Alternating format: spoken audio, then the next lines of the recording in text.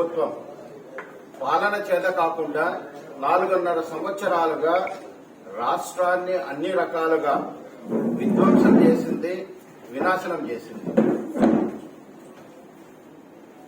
ఎన్నికలకు ముందు మాది రైతు ప్రభుత్వం అంటూ రైతులను నట్టేట ముంచినటువంటి పరిస్థితి.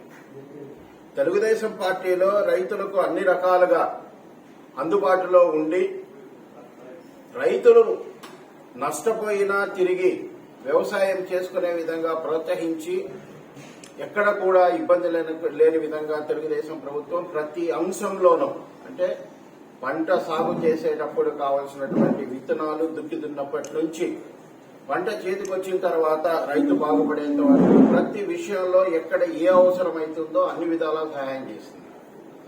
ఈ ప్రభుత్వం రైతులకు ఏం చేసిందో చెప్పండి.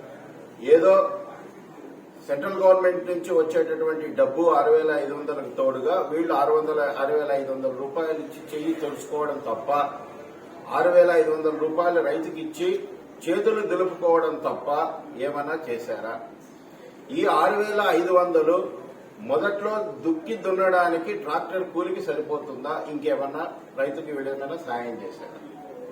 గత ప్రభుత్వంతో పోలిస్తే గనక రైతులకు సబ్సిడీ ద్వారా ఉచితంగా ప్రత్యామ్నాయ పంటలైనటువంటి మినువులు, పెసలు, ఉలవలు లాంటివన్నీ ప్రతి రైతుకు అందించేవాళ్ళం. ఈ ప్రభుత్వంలో ఎక్కడైనా ఒక రైతుకు అందించారా?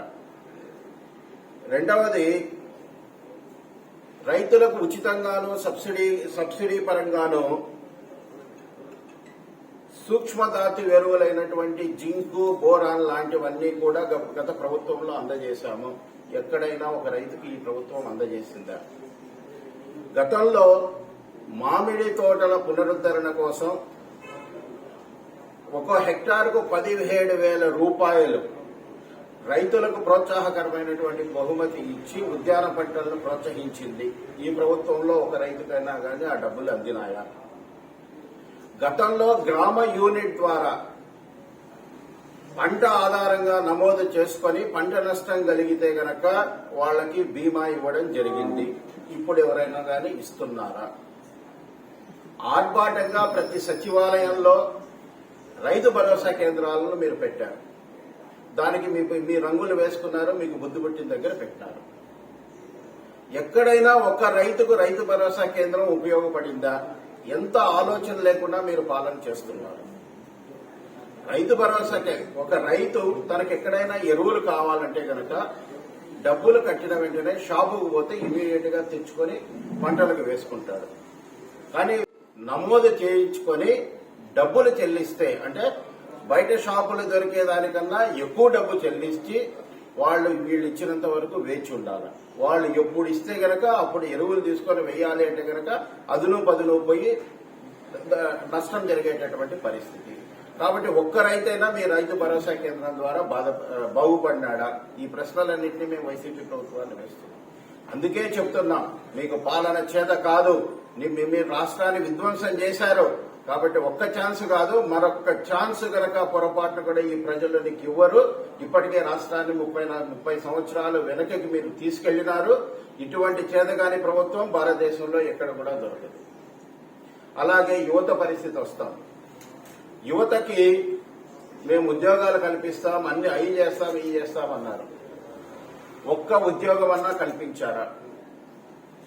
మీ స్వార్థం కోసం పేదలను నియంత్రించాలని ఒక వాలంటీర్లది మీ పబ్బం గడుపుకోవడం కోసం వాలంటీర్లను చేయడం తప్ప ఎక్కడ యువతకు సరైనటువంటి ఉపాధి మీరు కల్పించారు?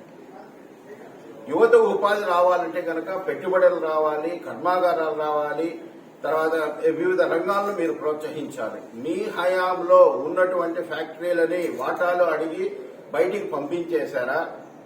లేదా కొత్తగా ఒక ఫ్యాక్టరీనైనా కానీ మీరు తెరిచారా? ఎక్కడి నుంచి ఉపాధి అవకాశాలు వస్తాయి? డిఎస్సి ఒక్కటైనా నిర్వహించారా?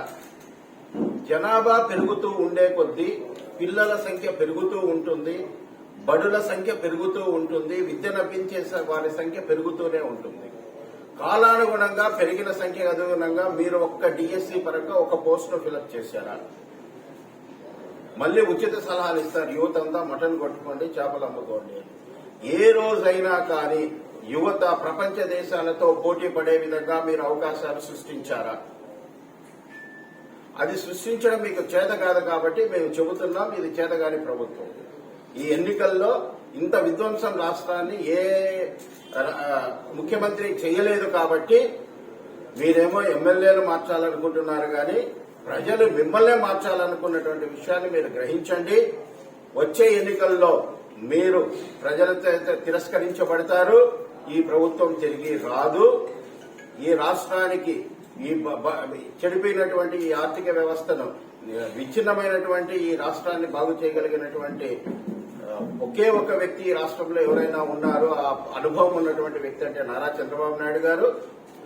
తిరిగి తెలుగుదేశం పార్టీ అధికారంలోకి వస్తుంది. జనసేన పార్టీ సంకీర్ణ ప్రభుత్వం అధికారంలోకి వచ్చి నారా చంద్రబాబు నాయుడు ముఖ్యమంత్రిగా ఈ రాష్ట్రాన్ని ముందుకు తీసుకెళ్తారని తెలుగుదేశం పార్టీ తరఫున ప్రజలందరికీ తెలియజేస్తున్నాం.